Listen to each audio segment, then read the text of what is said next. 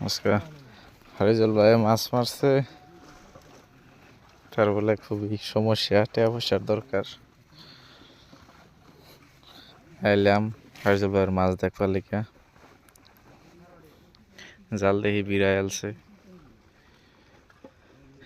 মাছ না শান্তশিষ্ট হয়ে আছে, ওতন ফালাফালি করছে বহুত। মাছের সাইজ মোটামুটি ভালাই।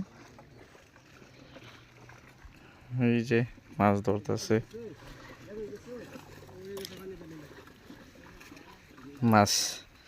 মাছের সাইজটা দেখুন।